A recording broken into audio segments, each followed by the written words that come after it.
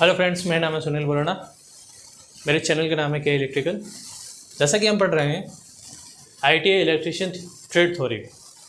ठीक है, हमने फर्स्ट चैप्टर में पढ़ा था हमारे सुरक्षा नियम। हमारे इलेक्ट्रिकल ट्रेड थ्योरी का हमारा पहला टॉपिक था सुरक्षा नियम। हमारा सेकंड टॉपिक है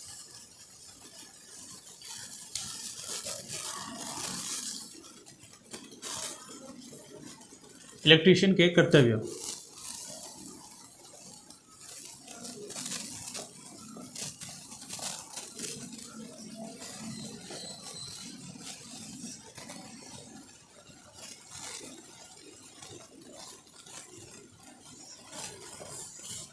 ठीक है, हमारा दूसरा टॉपिक क्या है? इलेक्ट्रिशियन के कर्तव्य।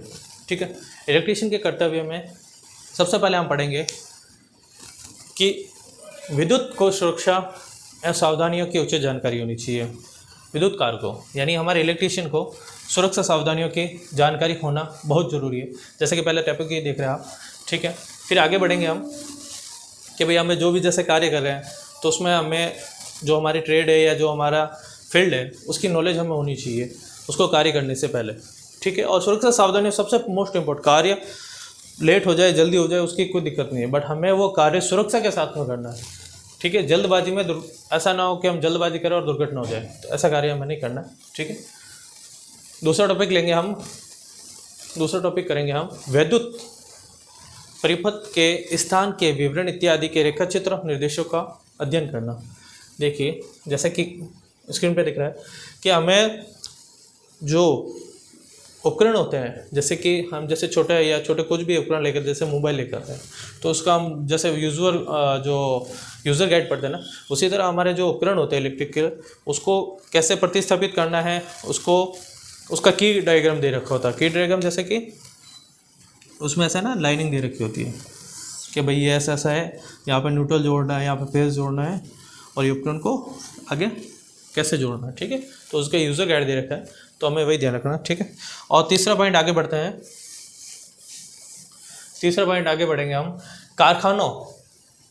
क्या पढ़ेंगे हम? कारखानों, कार्यशाला, विद्युत गृहों तथा रिहायशी मकानों में प्रयोग होने वाले विद्युत यंत्रों व उनके संयोजन फिटिंग्स को स्थापित या मरम्मत आदि को जानकारी होना। हमने ये तो है कि हमने ये सारे फिटिंग्स वगैरह हमारे जो भी है घर की हमने वायरिंग कर दी, हमने सारे उपकरण लगा दिए। ठीक है, बट उनकी मरम्मत की जानकारी हमें होना बहुत आवश्यक है। ऐसा नहीं है कि एक बार फिट होने के बाद वो ख़राब नहीं होगा। उसके लिए हमें उसके जानकारी और उसको समय समय पर मरम्मत करते रहना चाहिए, तभी वो लंबे समय तक अपने कार्य में रहेगा। ठीक है, उसके बाद आते हैं आईईए नियमानुसार व्यावसायिक वायरिंग की स्थापना करना। अभी आईईए क्या होता है? आईई यानी भारतीय इलेक्ट्रिकल नियम, इंडियन इलेक्ट्रिकल नियम। हमें जो भी वायरिंग या जो भी विद्युत स्थापन कर रहे हैं वो भारतीय इलेक्ट्रिकल नियम के अनुसार करना रहेगा। ठीक है, फिर आगे बढ़ते हैं विद्युत यंत्र जैसे मेगर, वाट मीटर इत्यादि।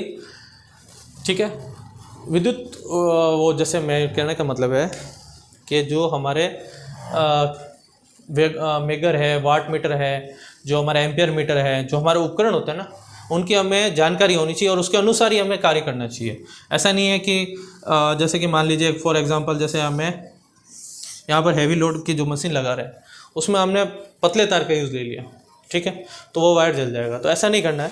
तो हमें कोई भी विद्युत स्थापन करने से पहले उसकी दक्षता यानी जो एम्पियर मीटर होता है कि भाई ये कितने एम्पियर का है, वह जो भी आपका उपकरण लगा रहा है वो कितने एम्पियर का है, उसी अनुसार वायरिंग होनी चाहिए।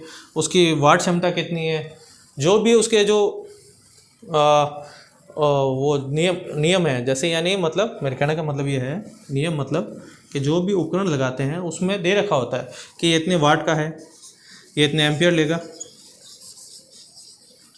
ठीक है, तो ये सारे उस पर डिस्क्रिप्शन रहता है, तो उसी के अनुसार हमें वायरिंग करनी है। और उसको नापेंगे कैसे? जैसे कई बार होता है कि भाई हमारे ऊपर कुछ किसी उपकरण के ऊपर वाट मीटर एम्पियर मीटर नहीं लिखा, तो हम उसे कैसे नापेंगे? तो हमें क्या होता है, एक एम्पियर मीटर होता है, एक वाट मीटर आता है, तो उसके द्वारा हम उसी उपकरण को चालू करेंगे तो उसकी जो उसकी क्षमता है एम्पियर वाली, एम्पियर में नापेंगे, फिर वाट मीटर में नापेंगे। तो हमारे 2 उपकरण होते हैं, उसके द्वारा हम जा सकते हैं, अगर उसके उपकरण के ऊपर नहीं लिखा तो, ठीक है। तो उस जो उपकरण पर अगर नहीं लिखा है, जैसे घर की वायरिंग कर रहे हैं, हमें अलग अलग सारी चीज़ें जोड़ दी, अब हमें पता नहीं, ऐसे कैलकुलेशन करने तो बैठे नहीं कि सर ना इस कमरे के इतना एम्पियर है, वो ऐसा हम कैलकुलेट नहीं कर सकते एक एक चीज़। तो हम वाट मीटर और एम्पियर मीटर से सीधा हमारे प्रत्येक कमरा या जो भी हमारे भवन का लोड या एम्पियर नाप सकते हैं, ठीक है। आगे चलते हैं। वैद्युत उपकरणों में बैटरी व डिस्चार्जिंग का ध्यान रखना, यानी हमने जैसे आपने इन्वर्टर देखा होगा, इन्वर्टर में जो हम बैटरी यूज़ करते हैं तो उसको ऐसा नहीं है कि हमने एक बार स्थापित कर दिया उसके बाद वो चलता रहेगा, ऐसा नहीं होता। उसको हमें उसकी जो डिस्चार्जिंग यानी बैटरी डिस्चार्ज हो जाती है, यानी उसमें जो डिस्टिल वाटर होता है वो हमें प्रॉपर्ली चेक करना होता है कि उसमें डिस्टिल वाटर हम डालते रहे। अगर डिस्टिल वाटर नहीं डालेंगे बैटरी में तो बैटरी ख़राब हो जाती है, ठीक है। तो उसकी जो रख रखावट है वो भी हमें ध्यान रखना होता है, ठीक है। फिर आगे चलते हैं। विद्युत परिपथों की जानकारी होना व विद्युत पैनलों का संचालन करना। हमें क्या है कि जैसे कोई उपकरण तो हम लेके आ गए, जो हमारे मशीनरी है, जो हमें संचालन करना है, ठीक है, उसको तो हम लेके आ गए, बट उसको हमें ये जानकारी होनी चाहिए कि वो उसको चलाना कैसे है। हमने यूज़र गाइड तो देख लिया, ठीक है, सभी के साथ में यूज़र गाइड होता है, बट एक इलेक्ट्रिशियन का यह कर्तव्य होता है कि वो उसमें दक्ष हो, तभी उसका अच्छे से उपयोग हो पाएगा।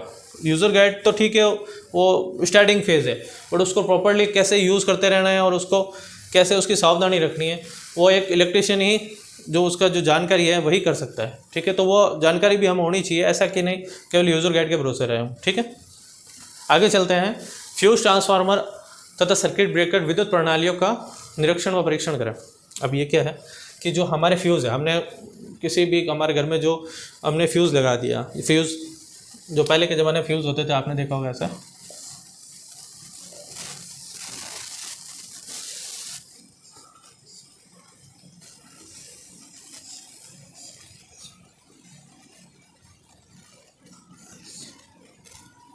ठीक है, जिसमें एक वायर बंधा होता था और हमें यहाँ पे प्लग हो जाता था। तो अब ये फ्यूज़ हमारे इतने नहीं रहे, अभी हमारा क्या काम कर रहा है, एमसीबी। हम किसका उपयोग कर रहे हैं, एमसीबी का। तो हमें एमसीबी में भी ये ऐसे नहीं है कि एक बार हमने स्थापित कर दिया तो उसे कई बार होता है ना स्पार्क होने लग जाता है, तो हमें जाके एक बार एमसीबी में चेक करना है कि भाई उसके वायर लूज तो नहीं है, कि वायर लूज होने पर वो स्पार्किंग करेगा, ठीक है। इन चीज़ों का भी हमें बहुत ध्यान रखना होता है। और जो ट्रांसफार्मर है, जो हमारे जीएसएस के जो भी विद्युत विभाग के जो कर्मचारी है, वह भी ट्रांसफार्मर का जैसे होता है ना कि हमारे दिवाली आने वाली होती है, उस समय सभी ट्रांसफार्मर का निरीक्षण किया जाता है। क्यों निरीक्षण किया जाता है? कि दिवाली के समय हमारा जो लोड होता है, जो लाइटिंग लोड होता है, वो बहुत ही पीक होता है, बहुत ही हाई होता है। तो ऐसा ना हो कि दिवाली के समय वो ट्रांसफार्मर जल जाए, तो ऐसा हो गया तो फिर दुर्घटना भी हो सकती है और फिर हमारे जो भी लाइटिंग के जो उपकरण लगे होंगे वो सारे बंद हो जाएंगे। और उसका जो बड़े जैसे ट्रांसफार्मर है उनको एकदम रिप्लेस करना भी आसान नहीं होता है, ठीक है। तो उनका रखरखाव भी करना ज़रूरी होता है, वो बहुत महंगे भी होते हैं। और सर्किट ब्रेकर यानी हम एमसीबी को भी सर्किट ब्रेकर भी कह सकते हैं, पर सर्किट ब्रेकर जैसे जेएसएस या जो हमारे विद्युत विभाग में ट्रांसफार्मर से पहले लगा होता है, उस ट्रांसफार्मर की रक्षा करने के लिए, ट्रांसफार्मर के बाद लगा होता उसकी रक्षा करने के लिए। रक्षा यानी अगर ट्रांसफार्मर में कोई दिक्कत होती है तो वो सप्लाई सर्किट ब्रेकर का मतलब होता है सर्किट को ब्रेक करना, तो सर्किट ब्रेकर उसको बंद कर देगा और आगे की सप्लाई बंद कर देगा। अगर ऐसा नहीं हुआ तो फिर आगे कुछ वायर टूट जाएंगे, या फिर हमने जैसे सीधा वायर को, जैसे क्या होता है, ये मान लीजिए ट्रांसफार्मर है, ये मैं शॉर्ट में लिख रहा हूँ, ट्रांसफार्मर है, ये ट्रांसफार्मर क्या है, आगे एक सर्किट ब्रेकर बना होता है। जैसे हमारे घरों में एमसीबी नहीं होती है, जैसे हमारे जो पोल से लाइन आ रही है, फिर हमारा सर्किट ब्रेकर होता है, उसी तरह जो विद्युत विभाग है उसमें ट्रांसफार्मर होता है। ट्रांसफार्मर के बाद ये सप्लाई आती है ट्रांसफार्मर में, ट्रांसफार्मर से सर्किट ब्रेकर होता है। यानी कभी भी इसमें कुछ दिक्कत हुई तो इसको ये ब्रेक कर देगा, यानी इस लाइन को ये ब्रेक कर देगा। इस लाइन को ब्रेक करेगा तो ये आगे सप्लाई नहीं जाएगी, क्योंकि ये आगे सप्लाई हमारे घरों में जाती है जो कि हमारे वायरिंग को जला सकती है, ठीक है। उसी के साथ हमें ट्रांसफार्मर और वाइंडिंग का भी ध्यान रखना होता है। यानी ट्रांसफार्मर में हमें प्रॉपर्ली, जैसे कि मैंने बताया आपको, रखरखाव के दौरान ये भी देखा जाता है इसमें तेल तो कम नहीं हो गया, यानी तेल भरा जाता है इसमें, तो तेल तो कम नहीं हो गया है इसकी, अगर वायरिंग जल गई है इसके अंदर ट्रांसफार्मर की, तो ऐसा नहीं है कि हम उसको रिप्लेस कर देते हैं या उसका यूज़ नहीं होता, नहीं, हमें उसकी रिवायरिंग करनी होती है, या जो हमारे घरों में मोटर होती है उनकी रिवायरिंग करनी होती है। ठीक है, इसी के साथ हम ये चैप्टर ख़त्म करते हैं इलेक्ट्रिशियन के करते हुए। फिर आगे पढ़ेंगे हम मानक और मानकीकरण।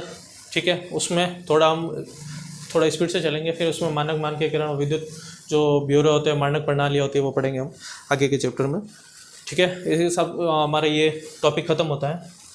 Thank you, take care.